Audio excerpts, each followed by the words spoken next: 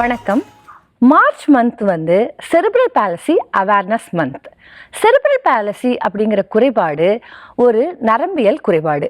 இந்த நரம்பியல் குறைபாடு எதனால் ஏற்படுது அப்படின்னு பார்த்தீங்கன்னா, மூளையில் ஏற்படுற ஒரு பாதிப்புனால உருவாகுது.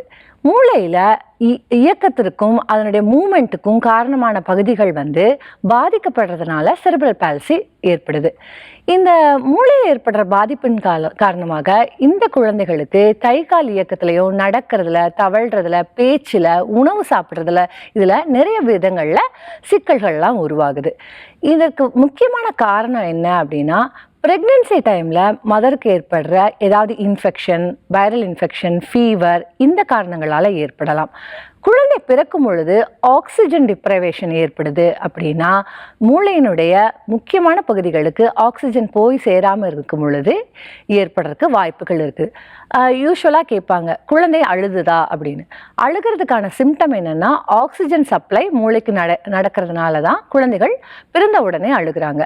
ஸோ நார்மலாக குழந்தை பிறந்த உடனே அழுகலைன்னா அவங்களுக்கு ஆக்சிஜன் டிப்ரைவேஷன் ஏற்படுறதுக்கான வாய்ப்புகள் இருக்கும். இந்த வாய்ப்புகள்னால செரிப்ரல் பாலசி ஏற்படுறதுக்கான சான்சஸ் அதிகம். குழந்தை பிறந்த பிறகு எனி ஃபார்ம் ஆஃப் வைரல் இன்ஃபெக்ஷனோ அல்லது ஃபீவர் இது போன்ற காரணங்கள்னாலேயும் இவங்களுக்கு மூளையினுடைய மூமெண்ட் பகுதி வந்து பாதிக்கப்படுறதுக்கு சான்சஸ் இருக்குது. ஸோ இப்படி ஏற்படும் பொழுது இவங்களுக்கு செரிப்ரல் பாலசிங்கிற கண்டிஷன் ஏற்படும். இப்போ இந்த செரிப்ரல் பாலசி தொடர்ந்து ப்ராப்ளமேட்டிக்காக அதிகமாக முன்னேறி போகுமா அப்படின்னு பார்த்தீங்கன்னா இல்லை.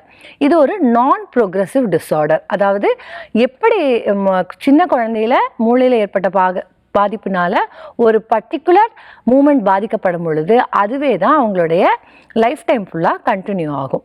ஸோ இதில் முக்கியமான சிம்டம்ஸ் என்ன அப்படின்னா, இவங்களுக்கு ஸ்டிஃப்னஸ் அதிகமாக இருக்கும். அதாவது மசில் ஸ்டிஃப்னஸ், ஜாயின்ஸ் ஸ்டிஃப்னஸ் வந்து அதிகமாக இருக்கும். மோட்டார் மைல்ஸ்டோன்ஸ் எல்லாம் வந்து பர்டிகுலர் ஏஜில் ரீச் அவுட் பண்ண மாட்டாங்க. அதாவது தலை நிற்கிறது, குப்புற விழறது, தவழ்கிறது, இந்த மோட்டார் மைல்ஸ்டோன்ஸ் எல்லாம் இவங்களுக்கு ப்ராப்பராக நடக்காது. லாங்குவேஜ்லேயுமே இவங்களுக்கு முக்கியமாக நிறைய பிரச்சனைகள் இருக்கும். அதாவது பேசுறதுக்கு தசைகள்லாம் வந்து இருக்கிறதுனால பேசுறதுல பிரச்சனைகள் இருக்கும். அதே மாதிரி சாப்பிடுவதிலும் இவங்களுக்கு பிரச்சனை இருக்கும். இந்த குழந்தைகளுக்கு ட்ரீட்மெண்ட் அப்படின்னு பார்த்தோம்னா, நாம் இவங்களுக்கு ஏர்லியராக ஐடென்டிஃபிகேஷன் பண்ணும் பொழுது இவர்களுடைய இயக்கத்திற்கு தேவையான ஃபிசியோதெரப்பி நம்ம கொடுக்க முடியும். ஃபிசியோதெரப்பின் மூலமாக இவங்களுடைய மூமெண்ட்ஸை நம்ம இம்ப்ரூவ் பண்ணலாம். Cross motor and fine motor ரெண்டு மூமெண்ட்ஸுமே ஃபிசியோதெரப்பி மூலமாக நம்ம இம்ப்ரூவ் பண்ண முடியும். சில குழந்தைகளுக்கு மெடிகேஷன்ஸ் அண்ட் சர்ஜிக்கல் ட்ரீட்மெண்ட்ஸும் தேவைப்படும்.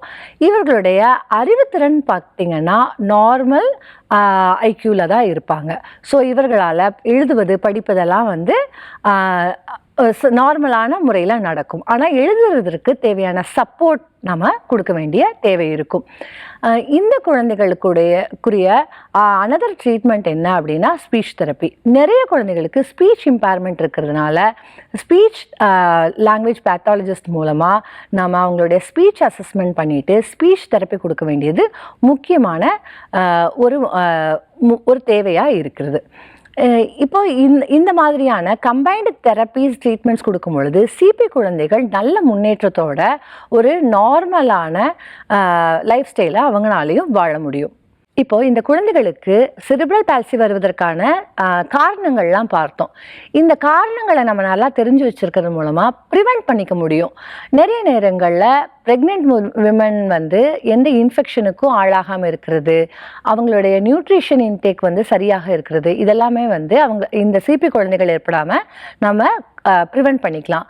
அதே போல் பிறந்ததுக்கு பிறகும் குழந்தைகளுக்கு எந்த விதமான வைரல் இன்ஃபெக்ஷனோ அல்லது ஃபீவர் அதிகமாக ஏற்படாமல் பார்த்துக்கும் பொழுது இவர்களுக்கு சிபி ப்ராப்ளம் வராமல் நம்ம ப்ரிவெண்ட் பண்ணிக்க முடியும்.